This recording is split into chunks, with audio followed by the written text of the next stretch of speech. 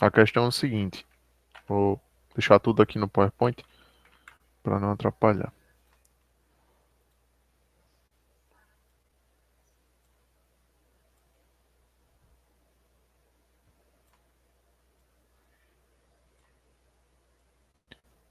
Um valioso tesouro foi encontrado submerso no Oceano Índico, aí é dada a massa específica.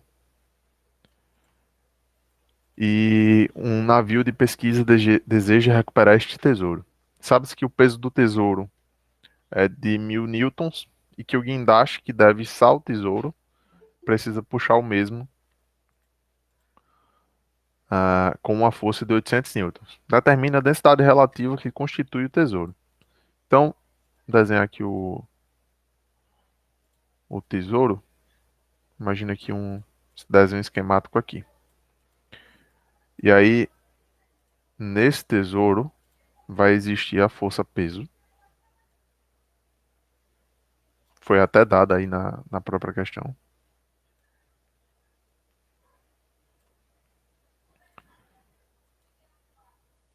Esse peso, notem que, assim, o problema é o navio vai puxar, né? Com a força de 800 newtons. Então ele já não está mais, a gente não considera que ele está em contato com o solo. E então a gente só vai considerar aqui a força peso propriamente dita. Vai ter a força peso, vocês vão ter a força que o navio vai puxar, né? Esse tesouro. E a outra força é a força de empuxo, né? Porque o objeto ele tá submerso. Então a gente vai ter a força peso voltando para baixo e o empuxo que, que vai ajudar nessa sustentação aqui para diminuir a força do guindaste. Então a gente fica dessa forma aqui. A gente tem a força peso. Aqui eu vou chamar de T. E aqui a gente chamar de FE, força de empuxo. Ok? Então, para a gente calcular essa densidade relativa, a gente vai lá, recorre lá na nossa equação básica, que é o seguinte: densidade relativa ela é a massa específica, né, do, do que a gente está trabalhando, um fluido ou um objeto, dividido pela massa específica da água.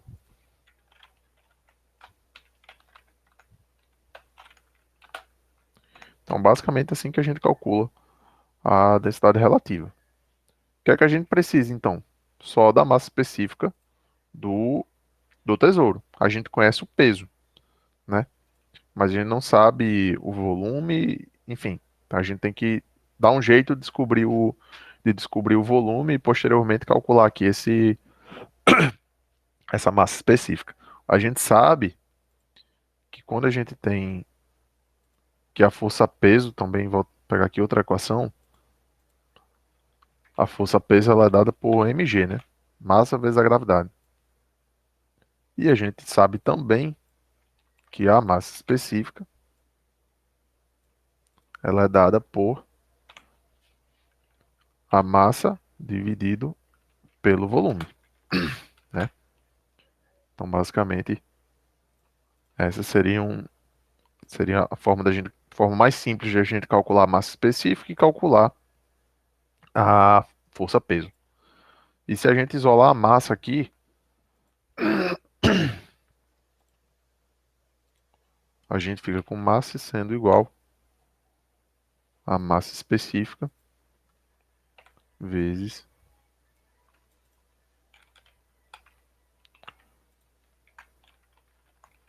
o volume, tá? Então a gente pode substituir essa expressão aqui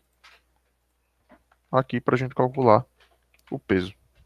E a gente fica dessa forma aqui. E aí, vocês viram lá no documento, opa, na aula que quando a gente tem esses tipos de questões aqui, principalmente quando a gente tem empuxo, basicamente a gente tem uma relação do empuxo com o peso do objeto, né? Principalmente quando ele está completamente submerso. Só que aqui a gente tem uma terceira força envolvida que é a tração. E aí, quando a gente faz, desculpa, quando a gente faz um somatório de forças, nesse caso aqui, deixa eu pegar o somatório. Se a gente fizer o somatório de forças no sentido de y, né,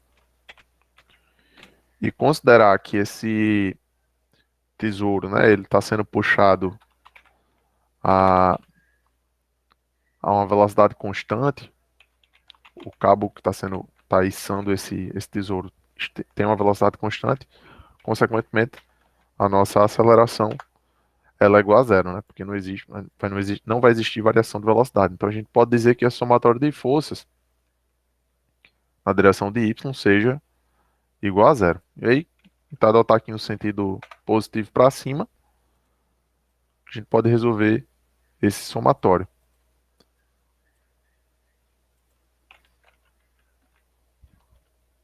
Essa equação vai ficar, então, tração mais o empuxo menos o peso igual a zero. O peso a gente já conhece, ele não seria uma incógnita daqui para a gente. A atração a gente também conhece, que foi dada no problema. Então, pode, o que a gente pode encontrar através dessa equação aqui é o empuxo, né? A força de empuxo. E aí a gente vai ter o seguinte, que a força de empuxo, ela vai ser igual à atração, desculpa, o peso menos a atração. E aí uma equação, a gente fica com basicamente 1000, né? Menos 800 newtons, que é a atração. A gente vai ter um empuxo de 200 newtons. Só que o empuxo, quando a fórmula da gente calcular o empuxo, a gente precisa da massa específica do fluido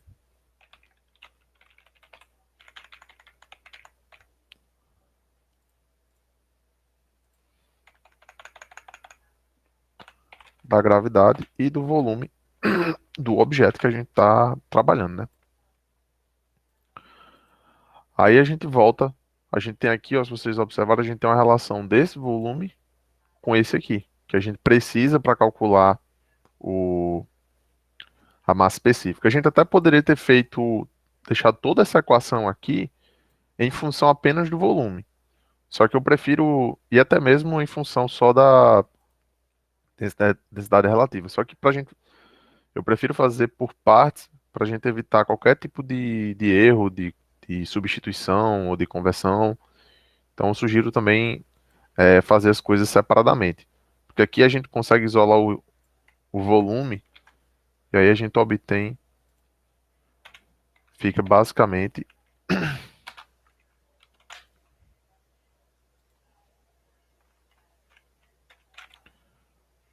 a força do empuxo dividido pela massa específica do fluido vezes a gravidade. Aqui, como os valores são parecidos, né, a massa específica com o próprio peso e tal, a gente meio que parece que está fazendo a mesma coisa duas vezes, só que é porque os valores são, são parecidos. São iguais, na verdade, né? Então aí a gente fica com 200 newtons, que foi a força de impulso que a gente calculou, dividido por 1000 vezes a gravidade, a gente pode considerar 9,81. Ao fazer isso, a gente obtém o valor de aproximadamente 0,02 metro cúbico. Aí que é um valor aproximado. Então, com esse volume, a gente pode aqui calcular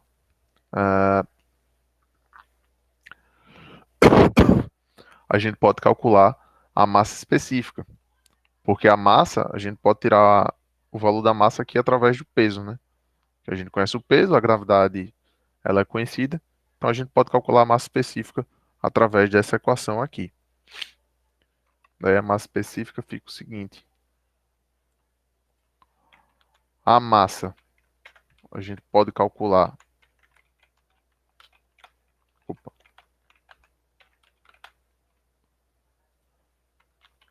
diretamente pelo peso, né? Fica o peso dividido pela gravidade.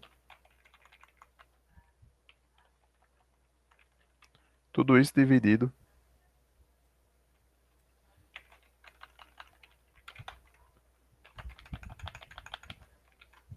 pelo volume. E aí a gente fica, ao fazer essa conta,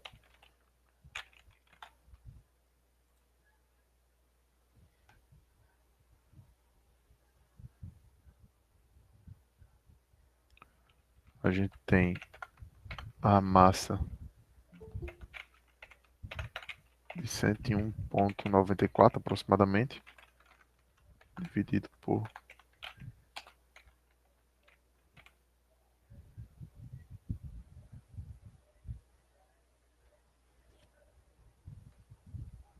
E aí a gente tem um valor aproximado de 5.097 quilogramas por metro cúbico, que é o valor da nossa massa específica e do fluido. Então, para a gente encontrar a densidade relativa, que é o que está sendo pedido, a gente simplesmente vai dividir esse valor aí pela massa específica da água a 20 graus Celsius, que no caso também é 1.000, né? Por isso que parece que a gente está fazendo a mesma coisa várias vezes. Então fica 5.097 dividido por 1.000. A gente tem um valor aproximado de 5, né? Aqui fazendo um pequeno arredondamento, esse aqui seria o valor da densidade relativa. Algum questionamento, pessoal, referente a essa questão? As questões de empuxo, normalmente a gente vai fazer isso. É fazer uma correlação de forças, né? E tentar correlacioná-la com o peso e as outras forças envolvidas no nosso problema.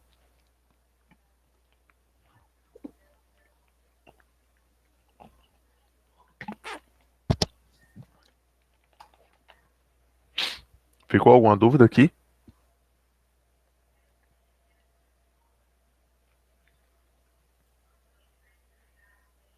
Posso passar para a questão do comporta, pessoal? Certo. Beleza. Então vou pegar aqui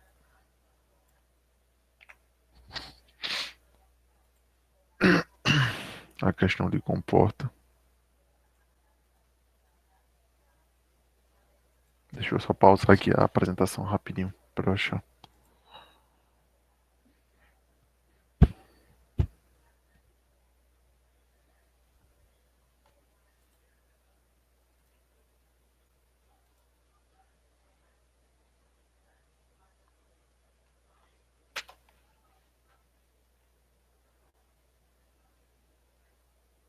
Eu vou fazer a mesma questão que eu fiz hoje pela manhã. Na turma, eu assumi o horário especificamente hoje, do professor Douglas. Mostro sim, Matson, só um instante. Deixa eu só preparar aqui a questão de comporta.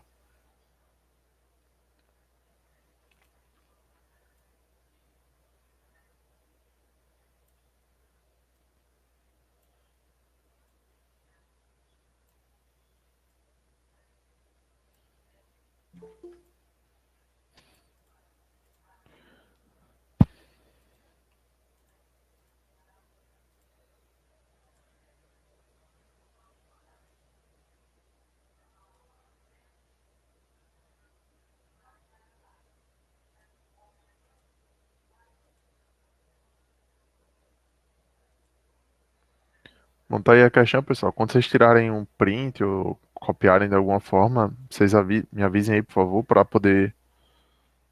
Abram o microfone, por gentileza. para poder prosseguir com a questão do comporta.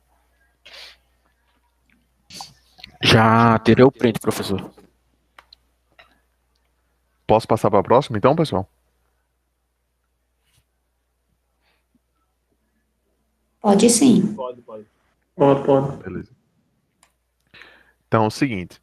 Nessa questão do comporta, a gente tem a seguinte situação. Uma comporta plana de espessura uniforme suporta uma profundidade de água, como mostrado na figura ao lado. Encontra o peso mínimo da comporta necessário para mantê-la fechada. Então, basicamente, o que a gente tem para encontrar aqui é a força-peso necessária, que deve constituir essa comporta, para que ela não ceda aqui, né, pela ação da força da água, e, consequentemente, isso aqui abra e a gente perca o líquido, né? A ideia é manter realmente a comporta fechada. Então, vamos fazer aqui um balanço de forças, um diagrama de força, na verdade, que é o que a gente precisa. Só pegar aqui um pouquinho para cá. Essa resposta aqui tá errada, tá, pessoal? Só para adiantar. O resultado que a gente vai encontrar é outro. Imagina que... Vou deixar essas duas seguras porque a gente vai acabar tendo que usar as duas. Então, é o seguinte. O peso, a força-peso, lembrem que ela atua no centro de massa, certo? Não confundam o centro de massa da força-peso com o centroide da área molhada, porque às vezes a comporta não está completamente submersa, que é o caso lá da questão 9 do questionário e a questão que eu fiz que eu coloquei no cigarro para vocês que está resolvida. Naqueles dois casos não são coincidentes. Nesse caso aqui, especificamente, é coincidente porque a comporta por inteira está sob a ação aqui da força da água, tá? Então aqui a gente vai ter a força peso, vai atuar no meio. Eu vou deixar o vetor grande mesmo, tá? Para a gente visualizar melhor e não poluir tanto aqui com essa informação da largura.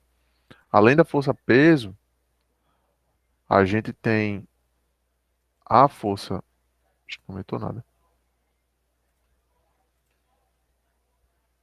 A gente vai ter a força resultante. Lembrando que a força resultante ela é normal à orientação da comporta, certo? Então, considera que isso aqui está normal.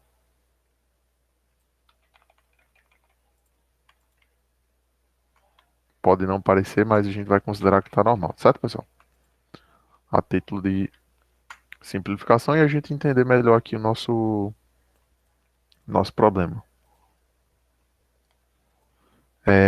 Então,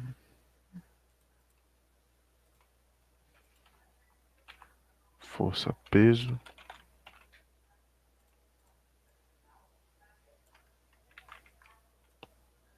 Força resultante.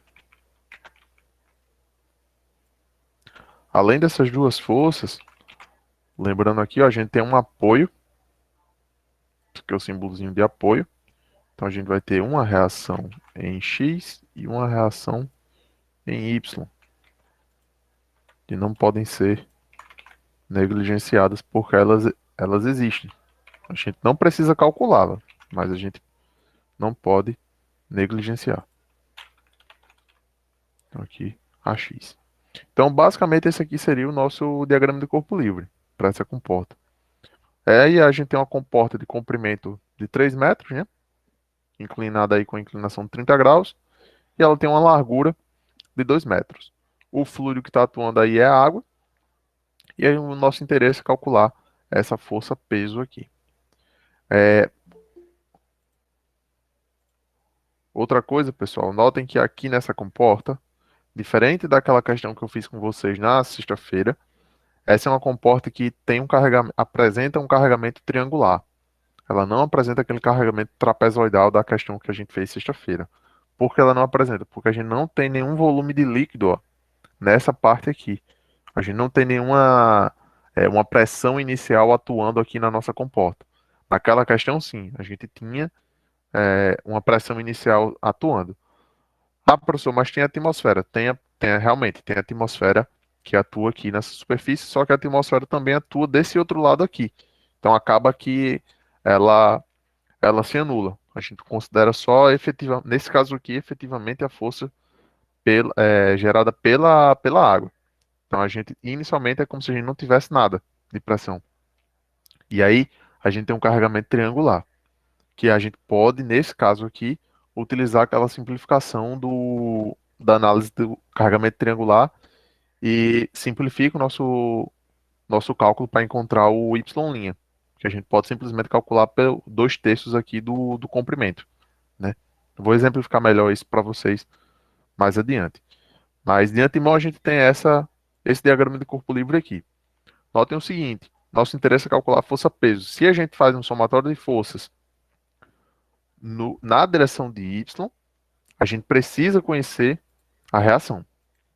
Mas não é interesse da gente calcular essa reação aqui. Então, a gente não precisa utilizar todas as equações de equilíbrio. A gente pode utilizar simplesmente ou somente a questão do somatório dos momentos, que foi aquela que a gente fez na, na aula anterior. Acho que eu quebrei alguma coisa. Só um instante. Foi. Então, considerando que aquele ponto ali, esse somatório a gente faz na reação, no apoio, pessoal. Por que no apoio? Porque a gente anula essas duas incógnitas aqui, que a gente não está interessado em calcular. Porque, só recapitulando, essas duas forças, elas não vão produzir momento em relação a esse ponto. Porque a linha de ação das forças passa exatamente no ponto, enquanto que a linha de ação da força-peso, desenhar aqui a linha desenhar aqui a linha de ação da força-peso, considerando que, imagina que isso aqui, por onde a força-peso pode, ela está atuando, né, em toda essa linha aí. Então é como se essa força, especificamente, e a força resultante, a gente vai ver, produzem momento em relação ao ponto A. Por quê? Porque existe essa distância aqui, ó, do ponto A até a linha de ação da força. Então, por isso que a força-peso vai produzir momento em relação ao ponto A. As forças de apoio não vão produzir momento porque a linha de ação delas, ó, passa exatamente no ponto. Tanto a de Y como a de X. Vou deixar aqui na força-peso para melhorar a nossa exemplificação. E a força resultante, por sua vez, a linha de ação dela, que está aqui, ó, nessa, mais ou menos aqui, existe também aí a distância até o ponto A, que é exatamente o nosso y', né? Lembrando, nesse caso aqui é exatamente o y'. Lembrando que o y' é a distância que sai da superfície, acompanhando a orientação da comporta e vai até a linha de ação da força, o ponto de aplicação da força. Nesse caso aqui é uma coincidência, que é essa distância, que é ortogonal, a gente precisa de, quando a gente calcula o momento, a gente precisa de uma distância ser ortogonal à força. Então, nesse caso aqui, o nosso o nosso y' é a própria distância que a gente vai precisar para calcular esse momento. Então, quando a gente utiliza da equação de equilíbrio dos momentos, a gente precisa considerar um sentido positivo. E aí, vou considerar aqui positivo no sentido anti-horário, mas vocês podem considerar sentido horário como positivo, não muda em nada nossa resposta, certo? E aqui a gente vai escrever a nossa equação. Então, para calcular o momento, a gente precisa da força e o braço de alavanca, né? Que é a distância do ponto onde a gente está calculando o momento até a linha de ação da força. E nesse caso, elas têm que ser ortogonais. Primeira coisa que a gente precisa observar. Então, aqui a força-peso, notem que se a gente imagina que a gente está puxando esse vetor aqui para baixo junto da estrutura.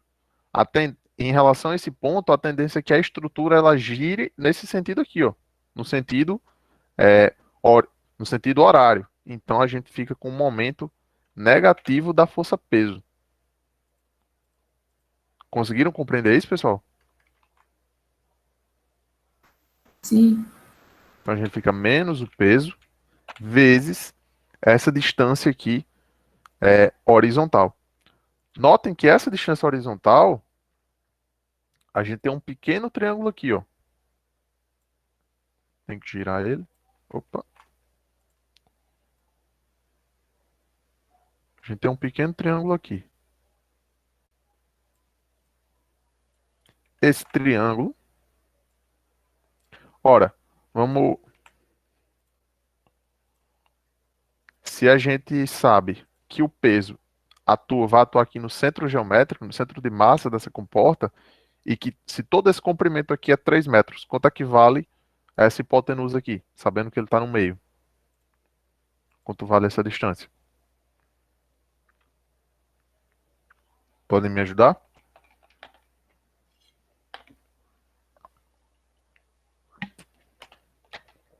Eu estou pegando aqui, ó, essa distância inclinada aqui, que é a hipotenusa do nosso triângulo, tá? Tudo isso aqui é 3, o peso está no meio, eu só quero a distância daqui para cá. Quanto é que vale essa distância aqui? 1,5. 1,5, né? Que é a gente pode escrever aqui L sobre 2 igual a 1,5 metros. Então, esse aqui seria a nossa hipotenusa desse triângulo menor ali. Vou deixar ele aqui para ajudar na representação. Então, aqui 1,5. A distância que que a gente não sabe é aqui, ó. E que a gente está interessado é essa distância menor aqui.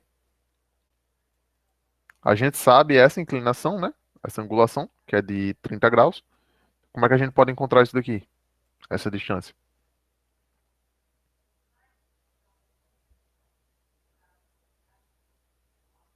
Alguma sugestão? Seno ou cosseno? A 3. gente pode utilizar o cosseno, né? Porque a gente quer o cateto, o ângulo que a gente tem é Cabeça esse. para baixo. A gente quer o cateto adjacente da hipotenusa. Então a gente pode fazer aqui a relação do cosseno, né? Fazer a decomposição desse vetor na, na horizontal. Quando a gente faz isso, é a mesma coisa da gente escrever 1,5 vezes o cosseno de 30, que foi o ângulo que foi dado aí pra gente nessa questão. Então esse seria o braço de alavanca aqui da força peso em relação ao ponto A. É 1,5 cosseno de 30. 1,5 que é a metade do comprimento e cosseno de 30 porque a gente quer a distância horizontal, essa distância aqui, ok? E aí a gente vai para a força resultante. A força resultante, a gente vai fazer a mesma análise que a gente fez com o peso. Para melhorar nessa esquematização, imagina que aqui é a comporta. Não sei se vai funcionar como eu estou imaginando, mas a gente tenta. A força resultante ela vai atuar aqui, ó, desse sentido, para lá. E aí é como se a gente tivesse girando a comporta assim, ó. Ela fosse fazer esse giro. Então ela está girando no sentido anti-horário. Enquanto que a força peso, quando a gente puxou para baixo aqui, a tendência é que isso aqui iria girar em relação ao ponto A, certo? Lembrando que é em relação ao ponto A, ele iria girar no sentido horário. Por isso que aqui está negativo e para a força resultante vai ficar positivo, porque a tendência é essa daqui. Lógico que aqui está girando em torno do centro, né? Porque é do programa, mas imagina que foi lá no ponto A. E aqui seria mais a nossa força resultante vezes o y', que é o ponto, que é exatamente o ponto de aplicação dessa força. Nesse caso aqui, que foi uma coincidência, né? Que o y', lembrando, sai da superfície e vai até a linha de ação da força, acompanhando a orientação da comporta. Então, nesse caso especificamente, coincidiu de ser a distância que a gente precisa aqui para calcular esse somatório de momentos. E aí, quando a gente isola o peso nessa equação, a gente obtém isso daqui. Força resultante vezes y' dividido por 1,5 cosseno de 30. Conseguiram compreender? Sim ou não?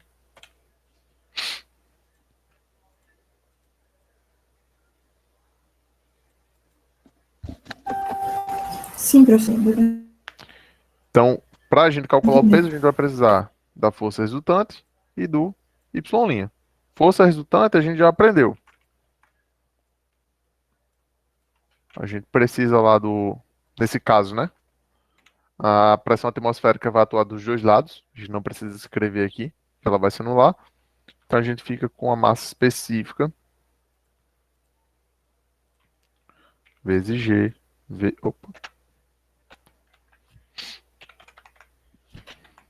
vezes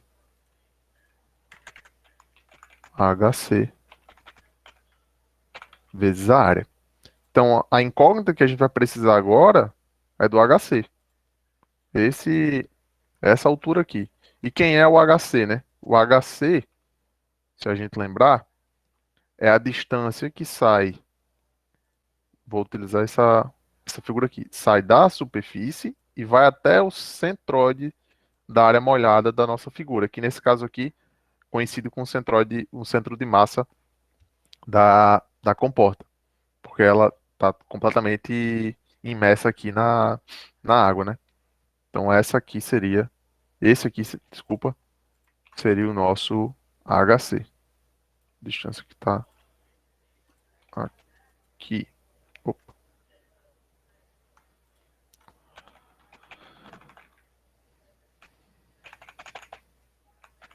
Vou deixar aqui para não amarrar no apoio.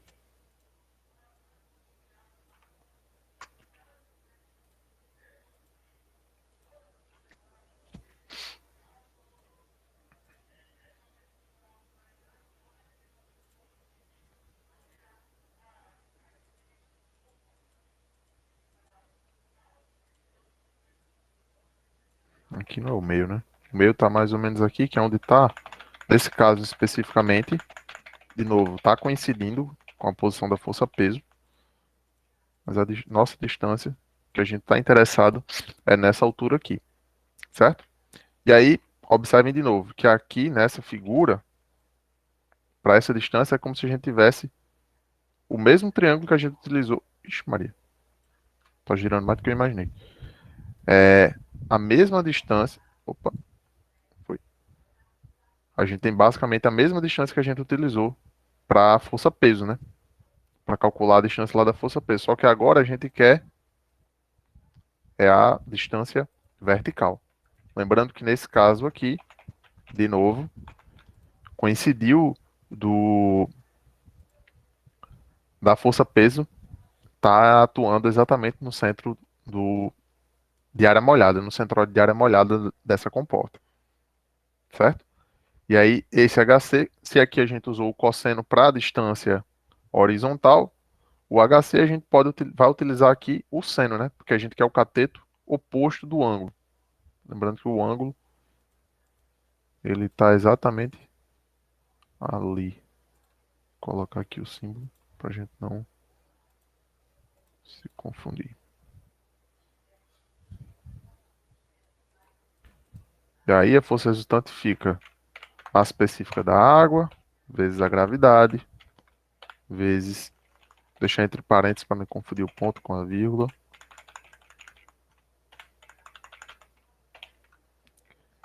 9,81, vezes o HC, 1,5, vezes o seno de 30. Isso tudo aí vezes a área, que é o comprimento 3. Lembrando que aqui é a área molhada, tá? Comprimento 3 vezes largura 2. E a gente obtém a força resultante. Ao fazer essa conta, a gente vai obter o seguinte valor.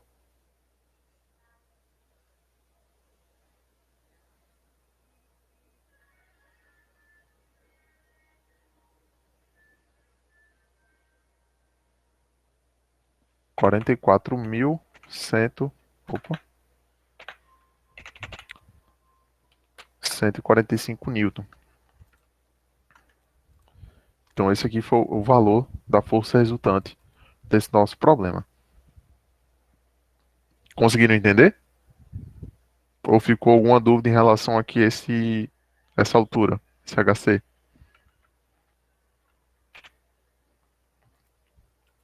Posso prosseguir, pessoal? Pode. Então vamos lá. Então aqui a gente encontrou uma das coisas que a gente estava precisando, né? Que é a força resultante, para calcular o peso. A outra coisa que falta é o Y'. E aí, vou utilizar aqui, pegar outra figura aqui para a gente não poluir. É o seguinte, nesse caso, como eu falei para vocês, a gente tem um carregamento triangular. Vai ter uma força aqui máxima, atuando no fundo, né? E essa força, ela decresce, que ela cresce linearmente, né? A gente tem ela zero ali na superfície.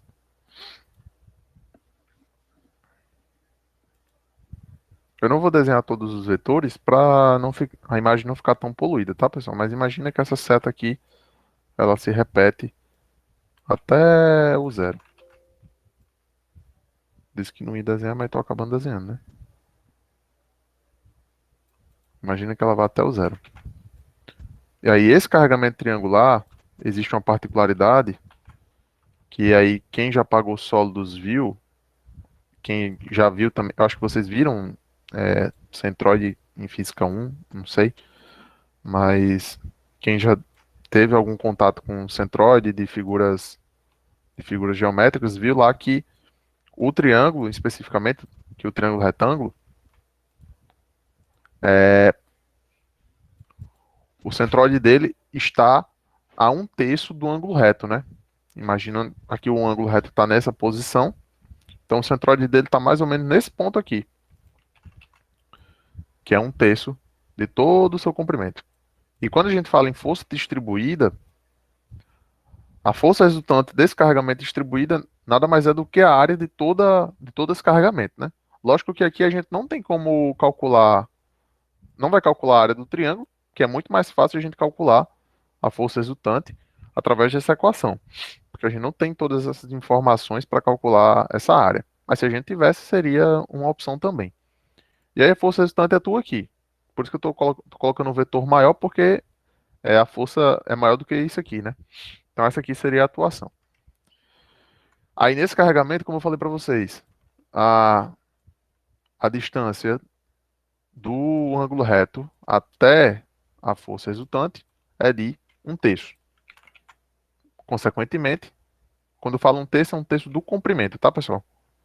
Consequentemente, essa distância aqui é de é o complemento, opa, é o complementar, né? Aqui a gente vai ter 2/3. Então, desse lado,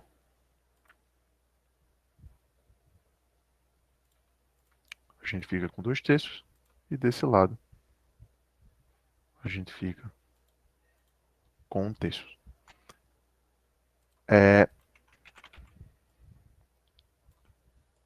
Então, essa distância aqui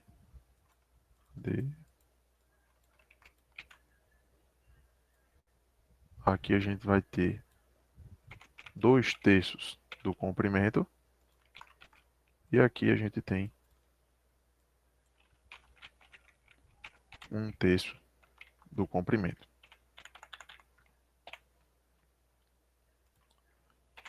Aí o que é importante é a gente prestar atenção. Quando a gente utiliza essa simplificação aqui, essa facilidade para encontrar o y', a gente só pode fazer quando o carregamento é triangular, tá? A gente não pode fazer isso quando o carregamento é trapezoidal, que foi aquele da aula passada. Então, a gente teria basicamente dois caminhos aqui para calcular esse y'.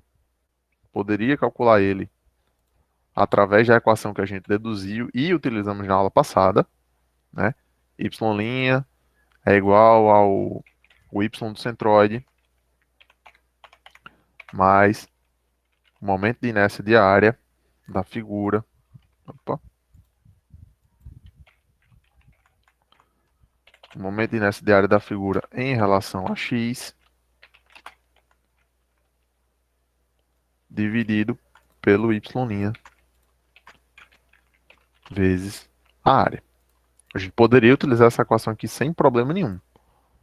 Só que a gente pode também, para não ter que fazer tudo isso, a gente pode simplificar aqui simplesmente por 2/3 do comprimento. Porque, lembrando, o y' é a distância que sai da superfície e vai até a linha de ação da força. Nesse caso aqui, é justamente complementar aqui do nosso centroide do triângulo, que é 2/3 de todo o comprimento. E aí fica 2 dividido por 3 vezes o comprimento, que é 3. Consequentemente, nosso y' vale 2 metros. Beleza? Alguma dúvida aqui?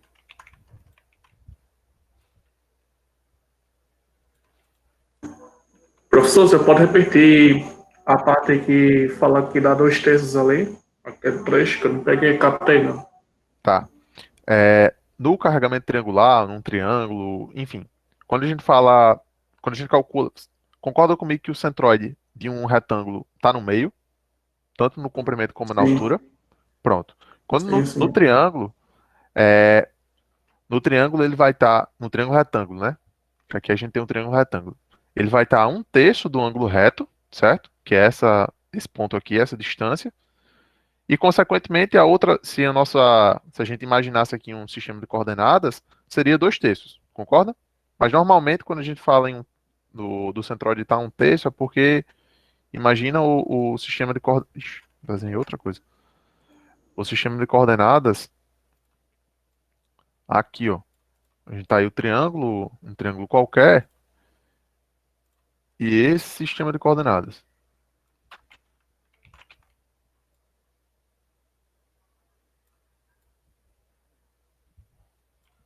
Aí aqui sim, a gente fica, a posição dele é mais ou menos aqui, ó.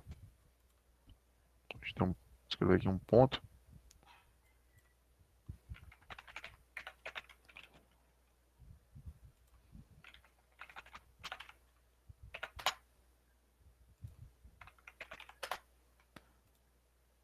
Tudo azul, a gente não vê, né?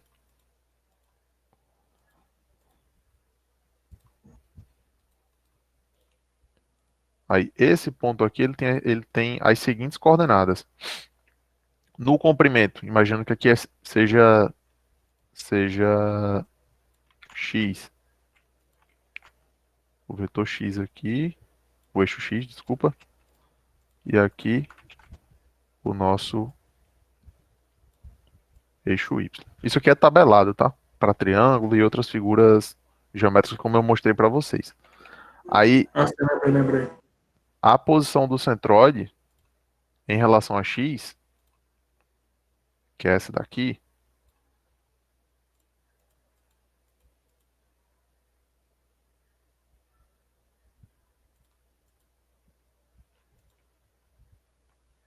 eu vou colocar o ponto aqui um pouco mais para frente, só para a gente visualizar melhor, certo? Não-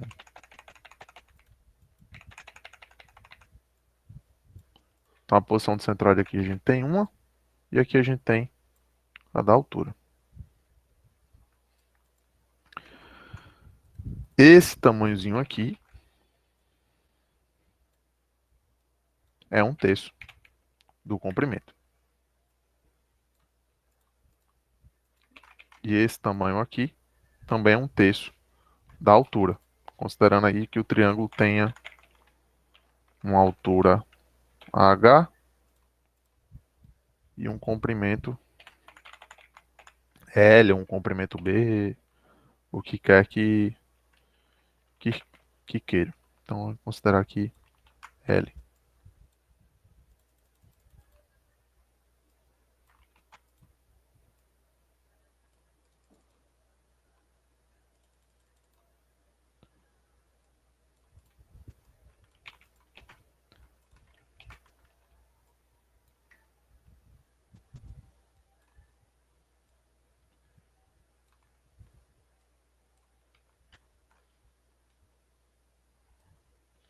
Então, esse aqui é o comprimento do triângulo. Opa.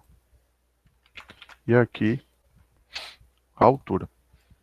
Isso aqui vocês encontram nos livros, tabelas, enfim. Normalmente tem algo parecido com isso daqui. E aí, a diferença desse triângulo para esse é que esse aqui está girado, né? Tem uma. Ele foi rotacionado aqui. Então, o que eu falei, imaginando que a origem, né, tá aqui, daqui para cá é 1/3. Se a gente considerasse do outro lado, seria 2/3, que é o complementar, tá? Do comprimento.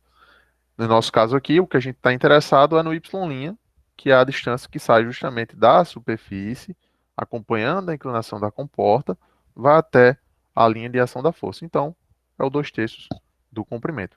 E aqui foi uma coincidência, né? Que a gente pode utilizar isso daqui. E aí, por isso que fica dessa forma. Conseguiu? Deu para entender? Deu. Obrigado. Então, calculando aqui, pessoal, o peso, a gente fica com 44.145 vezes o y', que é 2. Deixar tudo em parênteses para a gente não confundir. Tudo isso dividido por 1,5 vezes o cosseno de 30. E aí vocês vão obter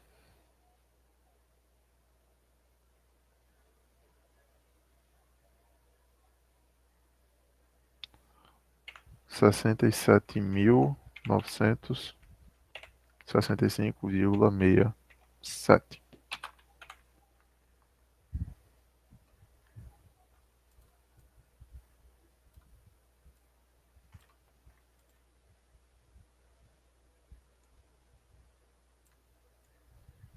Deixa eu ver para cá. Então, isso aqui seria o peso mínimo necessário para manter essa comporta fechada. Ficou alguma dúvida, pessoal, aqui nessa questão? Tentei revisar o máximo que eu pude com vocês, essa questão de momento, o centroide para usar 2/3 e 1/3, mas se tiver ficado alguma dúvida, por favor, podem falar que não tem problema nenhum em repetir. Professor, Senhor, poderia reexplicar a questão da área molhada? tá. Vou pegar aquele exemplo que eu mandei para vocês no cigarro, tá? Para exemplificar melhor isso aqui para vocês.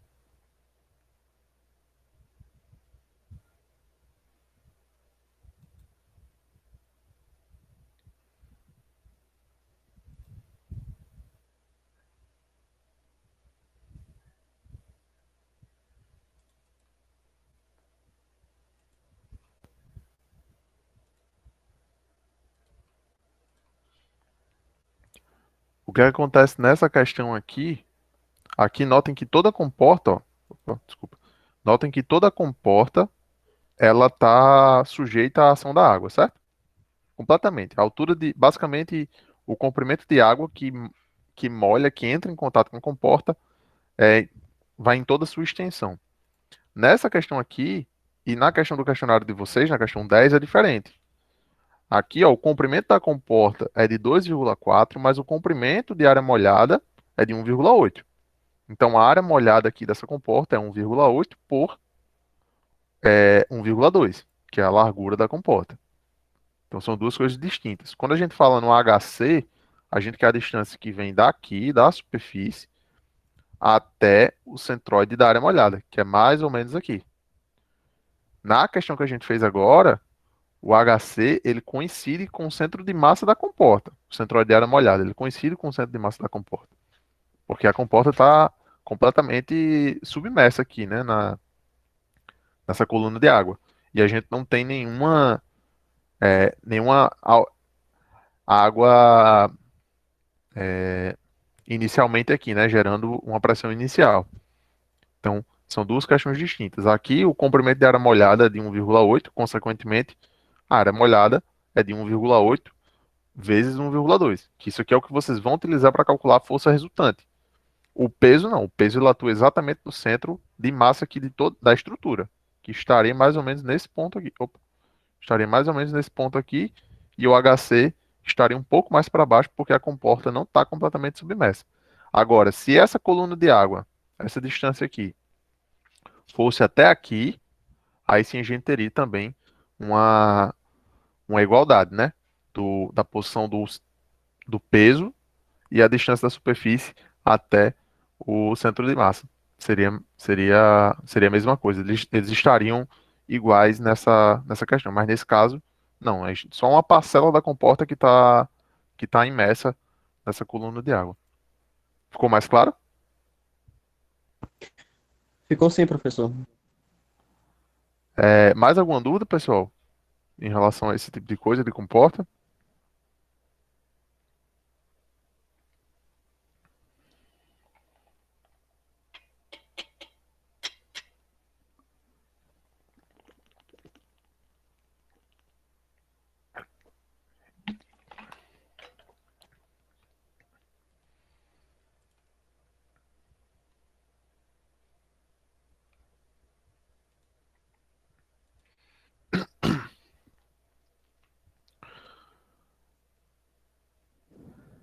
E aí, pessoal, mais alguma coisa para a gente discutir hoje?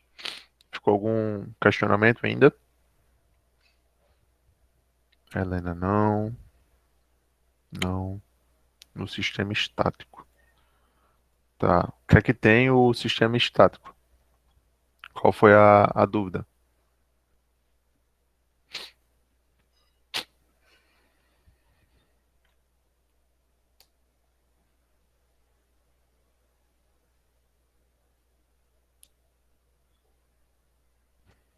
Tá.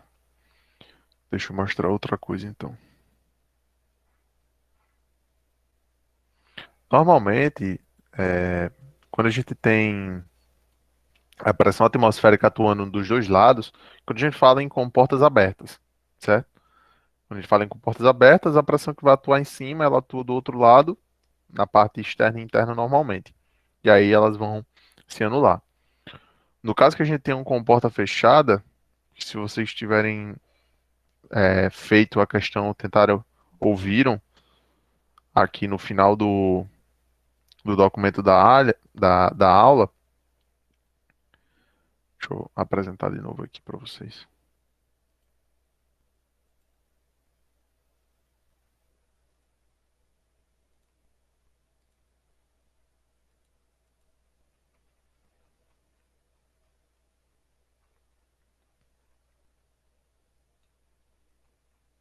Essa questão aqui, ó, em específico, a gente tem um tanque fechado, né? Está fechado e existe aqui uma pressão inicial desse lado, que é diferente dessa pressão aqui. Aí sim, essa pressão aqui, a gente tem uma pressão atuante, que ela não vai se anular com a pressão atmosférica, porque é uma pressão diferente. Aí tem que ser levado em consideração no cálculo da força resultante. A gente não pode desprezar nem essa pressão para a força resultante desse lado, nem pode desprezar essa pressão para o cálculo da força resultante desse outro lado aqui. Normalmente a gente cancela quando não subtrai, né?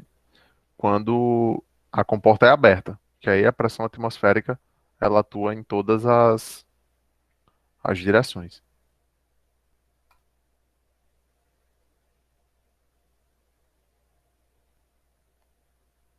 Mais alguma coisa, pessoal?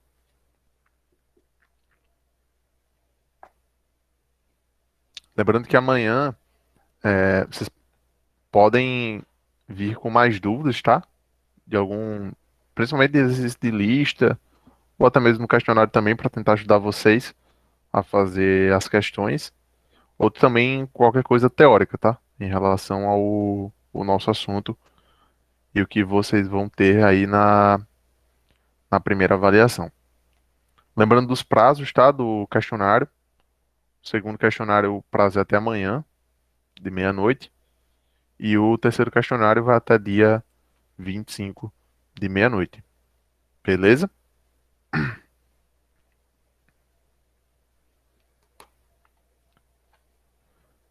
Se vocês não tiverem mais nenhum questionamento, a gente fica por aqui.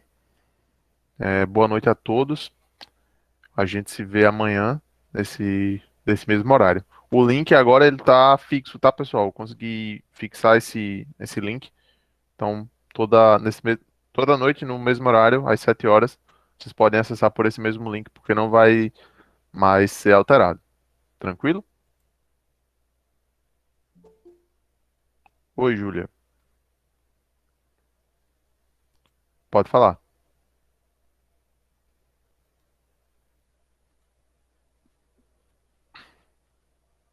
Tá, qual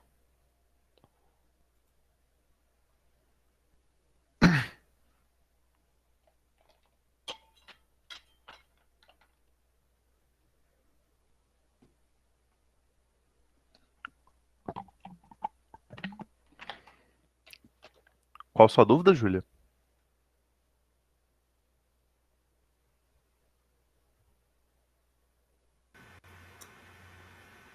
Você tá me ouvindo? Tô sim. Pronto. É porque ele tira um. Ele tem a imagem. Peraí, que eu tô tentando colocar aqui. O computador não está deixando.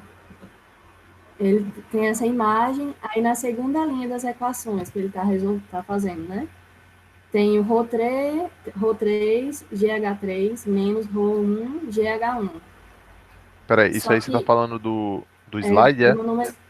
Não, é da aula. Aquele arquivo em PDF da aula. Certo. Página Tá com a página? 16. Página 16. Tá. Logo no início. Aí na segunda linha da Aham. equação, ele tem Rho3, GH3 menos Rho1, GH1 no final. Certo. Aí isso sumiu. Eu queria saber por que sumiu. Ah, sumiu aqui da equação, né? Deixa eu É, só dar uma. É desse manômetro inclinado, né? isso. PA mais ρg H1 menos ρg L2 seno θ menos o 3G H3 o APB. Isso aqui foi bem semelhante àquela questão que eu fiz com vocês, né? Em sala, se vocês Sim. lembrarem aí. Então, PA, aí ele puxou o PB pro lado de lá. OG2, L2 seno θ. Aparentemente, talvez eu esteja aqui explicando melhor. Pode ter sido um erro, tá? Que Uhum. realmente o L2 não, a gente não poderia ter negligenciado. Porque para ter considerado isso daí, ele está considerando que o fluido 1 é igual ao fluido. A pressão exercida por esse fluido 1, ρgH1 é igual ao ρ3GH3, né? Sim, exatamente. Seria isso. Só que não é. Eu vou ver com calma isso, tá, Júlia? Certo. E aí eu informo a você Tá, amanhã, tá bom? tá, obrigada. Mas eu acredito que tenha sido um erro aqui de digitação. Tá Pode ter certo. passado batido, tá Tá, certo? obrigada. Nada.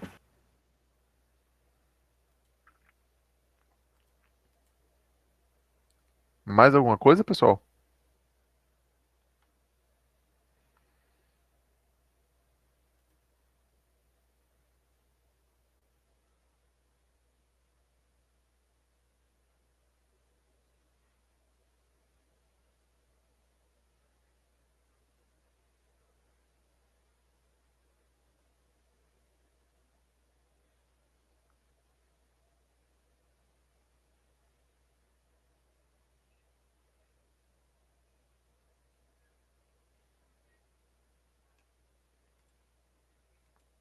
Tá ok, pessoal. Então, boa noite a todos. Até amanhã.